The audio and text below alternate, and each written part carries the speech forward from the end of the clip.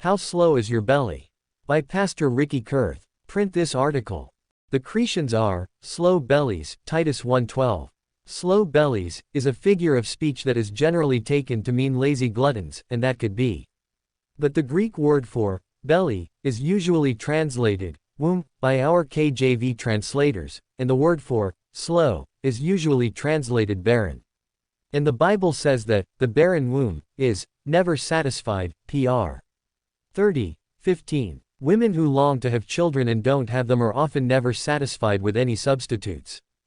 So in calling the Cretians slow bellies, it is possible that the Bible is saying they were never satisfied, that they were people who always desired more, who always wanted what they couldn't have.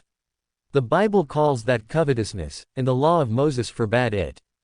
Neither shalt thou desire thy neighbor's wife, neither shalt thou covet thy neighbor's house, his field, or anything that is thy neighbor's. Deuteronomy 5:21. This was probably the verse that the vain talkers of the circumcision were quoting to Titus Tit. 1:10. The men who were like those who had turned aside unto vain jangling, desiring to be teachers of the law. I Tim. 1:6-7. Men who teach the law believe that the only way to help God's people overcome covetousness is to put them under the law that prohibited covetousness.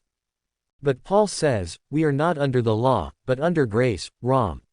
6:15. The law cursed all who could not keep it perfectly. Gal. 3:10, James 2:10-11. And we can't do that any better now than we could before we were saved.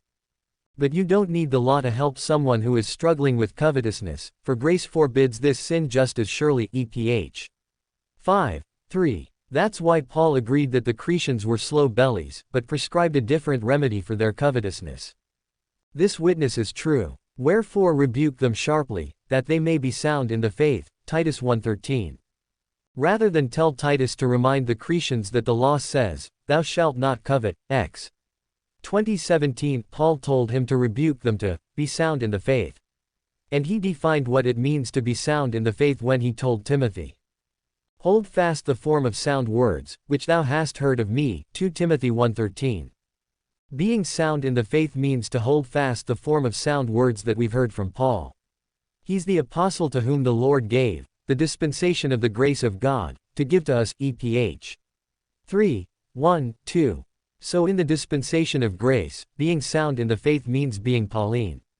Being unsound in the faith means anything that is contrary to sound doctrine, according to the glorious gospel of the blessed God, which Paul says was committed to my trust. I Tim. 1:10-11. That means if you're not Pauline in your theology, you're not being biblical. As the editor of the Scofield Reference Bible wrote about Paul, in his writings alone we find the doctrine, position, walk, and destiny of the church. Page 1252. So if you're a covetous slow belly, don't look to the law for help, look to Paul's epistles.